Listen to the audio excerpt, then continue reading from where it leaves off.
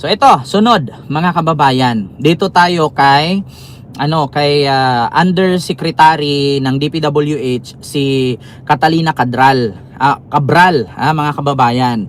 So ngayon, mga kababayan, ito pala ang purpose ni tawag dito mga kababayan ni Undersecretary Catalina Cabral. So ngayon, mga kababayan, nagsalita na itong anak ni Libeste, no? Si Congressman Libeste, anak ni Loren Legarda, no? Sa mga hindi nakakaalam, si Congressman Libeste po, yung batang Libeste na congressman ngayon, ay anak po yan ni Loren Legarda. So ngayon, sabi niya, meron siyang binulgar bago pumanaw itong si Cabral na willing pala talaga si Cabral mag-witness dito sa DPWH na mga anomalous, yung pagnanakaw, insertion, ganyan-ganyan. Ang problema mga kababayan, no, sa sabi ni Libeste, willing si Cabral mag-witness. Pero hindi siya pinorse para mag-witness, willing talaga siya. Ang problema mga kababayan, kaya siguro pinatumba kasi nga may nakakaalam siguro na magwi-witness na. So ito mga kababayan, itong kaso ni Cabral, hindi ito yung basta-bastang nahulog lang eh. 'Di ba? Hindi ito basta-bastang ganun lang, tumalon, 'di ba? Na-slide lang, nahulog, 'di ba? Sa bangin. Hindi ito ganun lang, mga kababayan. Sa madaling salita po dito ay talagang napipressure ito, mga kababayan. Siguro may nang takot sa kanya. Siguro kasi sa according nga sa post ni Jesus Falsis, mga kababayan, ni Attorney Jesus Falsis, na ito daw si Cabral pino-force daw ng Marcos administration na mag-witness laban sa mga Duterte. Tapos ito namang mga Duterte ay siguro nung nalaman ito na pino-force para maging witness sa kanila, siguro may ginawang hindi maganda. Kaya hindi siguro ni Cabral tumalon, 'di ba? So sa totoo lang mga kababayan, no, ang kasi dito kay Cabral ay talagang siya po talaga ang nakakaalam. Biruin niyo mga kababayan, no, kung ikaw ganito, bumili ka ng isda sa akin. Nasa kay Libeste ang list ng proponents at waiting for signal ni Vince Dizon. Kaya nga Sir Winifred, 'di ba?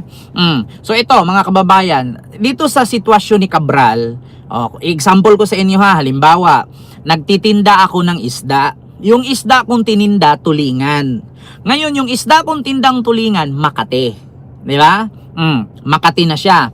So ngayon mga kababayan, Makati yung isda na tininda ko. Vehicle shut off in 23 seconds. Press OK to override.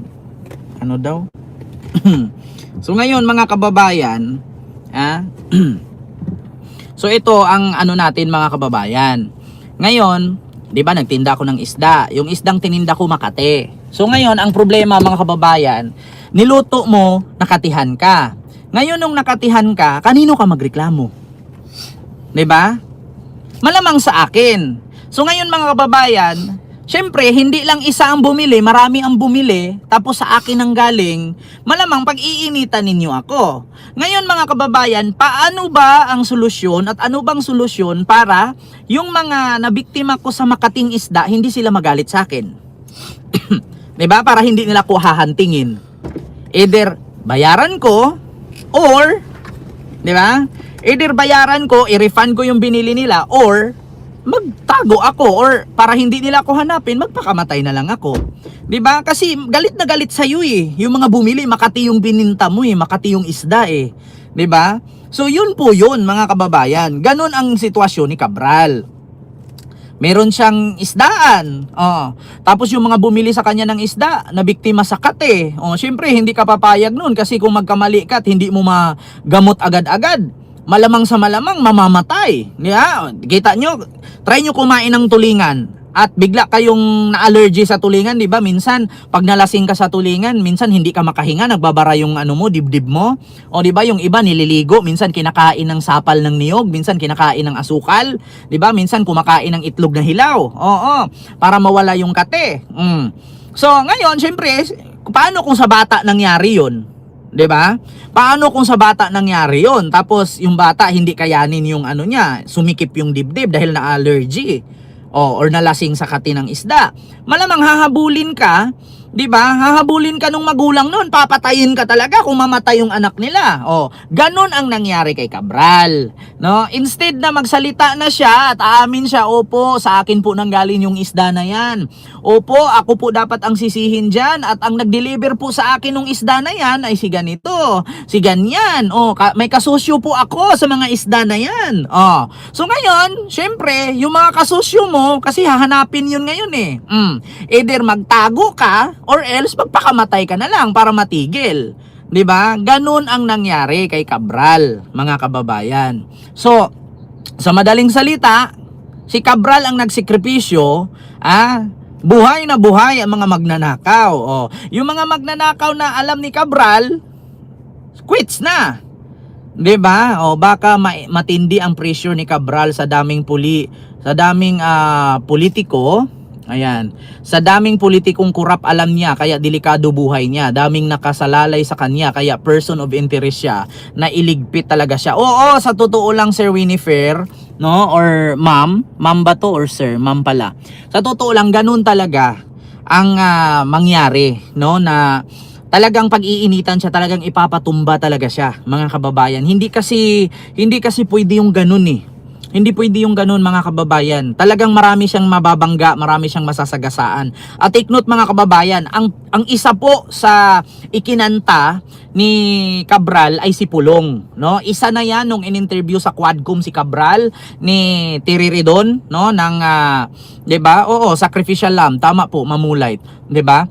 Si Tiriridon, kung naalala ninyo kung paano ginisa si Cabral doon sa Quadcom at pinaamin, totoo ba na nag-release? Alam mo ang pag-release itong 51 billion na budget ni Pulong. Anong sabi ni Cabral? Yes po. Nung una ayaw pang umamin, tinatanggi pa. Tapos ngayon, ito po patunay, mga kababayan. Ipakita ko sa inyo, ha. Saan ba 'yon? Ito po yung patunay, mga kababayan. Ito, ha. Ito, ha. Rodrigo Duterte. Ito po. Based on data they gathered, funds allotted for Paulo Duterte's district from 2020 to 2022 totaled 51 billion pesos. This was during the term of his father, Rodrigo Duterte. Ayan. In 2020, Malacanang proposed 4.6 billion fund for Paulo Duterte's district.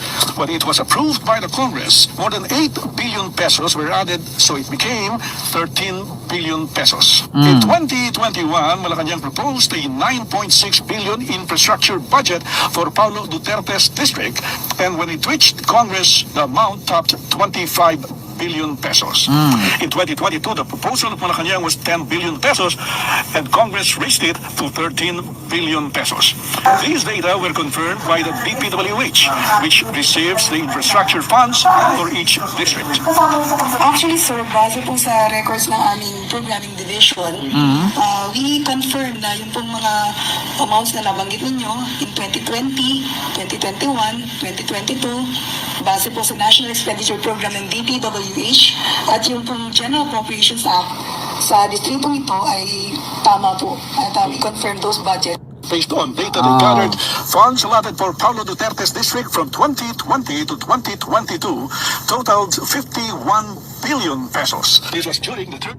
Ayan, kita ninyo. Inamin po talaga ni Cabral, mga kababayan, 2021, 2022, 2023. Kung totoo ba yan? Hindi, 2019, 2020, 21, 22. Kung totoo ba daw? Totoo po talaga, mga kababayan. So, syempre, mga kababayan, no, malaking pera yan. Alam nyo ba, mga kababayan, no, yung 51 billion na budget ni Pulong sa kaniyang distrito, nung panahon ni Digong, yan po ang pinakamalaking budget sa kasaysayan ng DPWH, mga kababayan. Yan ang pinakamalaking budget sa kasaysayan sa Pilipinas, sa DPWH. Ang tanong ngayon, yun bang 51 billion na yan, wala bang naibulsa dyan? Kasi napaka-imposible talaga, mga kababayan, na walang naibulsa. Napaka-imposibleng walang naibulsa. Napaka-imposible. Kasi kung tatanungin nyo si Representative Tinio ng teacher party list, no, ACT teacher party list, grabe po, mga kababayan, 80 ka proyekto ni Pulong, no, na may kupit. 80 ka proyekto ni Pulong may problema. According yan sa pananaliksik at tawag dito, pag-research ni Representative Tinio. Ken, kahit ako ay late, pinapanood din kita. Ayan, ngayon natutuwa ako sa iyo. Totoo yung mga sinasabi mo. 'Di ba? From Saudi Arabia. Hello po sa iyo diyan. 'Di ba? Oh, kaya sa totoo lang mga kababayan, hindi po talaga basta-basta 51 billion. Take note mga kababayan, hindi lang po 51 billion 'yan. Marami po 'yan. Marami po. Oh. So, klarong-klaro ha. Mga kababayan, hindi po tayo dito gumagawa-gawa lang ng kwento, no? Meron pong mga balita yan at ABS-CBN mismo yung nagbalita kanina. Ito po yun, no? Ulitin ko ha, mga kababayan. His father, Ah. Rodrigo Duterte. In 2020, Si Henry Umaga Diaz po yan. 4.6 billion fund for Paulo Duterte's district. When it was approved by the Congress, more than 8 billion pesos were added, so it became 13 billion pesos. In 2021, Malacanang proposed a 9.6 billion infrastructure budget for Paulo Duterte's district, and when it reached Congress, the amount topped 25 billion pesos. Diba? In 2022, the proposal of Malacanang was 10 billion pesos, and Congress raised it to 13 billion pesos. These data were confirmed by the DPWH, which receives the infrastructure funds for each district. Actually, sir, base po Ayan, sa si Henry records Umaga ng Diaz po yan, Programming ha? Division, we confirm na yung pong mga amounts na nabanggit ninyo in 2020, 2021, 2022, base po sa National Expenditure Program ng DPWH at yung pong General Appropriations Act sa distritong ito ay tama po. At we confirm those budgets. Oh, 'di ba? Kinumpirma po ni Cabral, no, mga kababayan. Kaya kung meron mang binulgar si Cabral dito, yung distrito ni Pulong. Kaya isa din si Pulong sa mapag-isipan na, Diyos ko, napakalaking pera po kasi niyan mga kababayan. Biruin ninyo yung 1 billion sing laki, yung 1 billion, kalahati na nitong Mustang ang lapad niya. Yung 2 billion ito, yung 2 billion isang Mustang na ang lapad niya. Pero take note, hanggang dibdib ko yun ha, kung tag 1,000 yun ha. 100,000 bawat bundle. Yung 2 billion, parang isang sasakyan na ang laki niya. Imagine ninyo yung Montero. Imagine ninyo yung Fortuner. Yan ang 2 billion. Ganyan po kalaki. Ganyan din kalapad ang 2 billion. So, isipin ninyo ang 51 billion. Putang ina, ilang Fortuner yan ipagdikit-dikit. Sige nga. 2 billion, isang Fortuner ang laki niyan. Isang Fortuner na, dalawang 1 billion idikit mo, ganyan kalapad ang Fortuner. Or Land Cruiser, ganyan. Ngayon, ilang Fortuner ang idikit-dikit mo para masakop mo yung buong 51 billion? Napakalaking pera po nun. Mga kababayan, napakalaking pera. At take note mga kababayan, hindi lang po yung kay Pulong ang ikinanta ni Cabral, kundi pati ang 36 billion sa rack knitting ni Eric Yap sa Benguet. Kinanta din yan ni Cabral, yung 36 billion na ang sinabi nga dati ni Trillanes na meron daw nakwento si Magalong sa kanya noong eleksyon na 25 Fortuner, di ba? Apakalaki, apakadaming Fortuner yung dikit-dikit, ganun kadami ang 51 billion. So ngayon mga kababayan, ito ang maano ko. Nung nakaraan, nagkwento nga si Trillanes nga, bakit hindi ikinanta ni Magalong si Pulong na, which is nung eleksyon daw, nagkwento daw si Magalong kay Trillanes na yung rack knitting na 36 billion ay napag-ano na daw yan, napaghatian na daw ang pera niyan sa rack knitting sa Benguet. Isa na daw dyan si Pulong, isa na din daw dyan si Eric Yap. Oo, so yun ang sabi ni Trillanes. Mga kababayan, di ba? Kaloka? Ganun po sila mga kababayan. Hindi ko na po dito i-show kasi alam ko napapanood nyo na yan, kwininto ni Trillanes yan na may kwininto daw si Magalong sa kanya. So bakit daw si Magalong maraming sinasabi, hindi man lang daw mabigkas-bigkas yung pangalan ni Pulong. So yun ang ano ni Trillanes. So ngayon mga kababayan, dito tayo sunod, no? Itong sunod ngayon mga kababayan, naku po, mga kababayan, ito na. Si Chis Escudero, nako, batas not recognized, hoy. Puling, baka kayo involved, Cabral case, sabi ni Bibs Phil.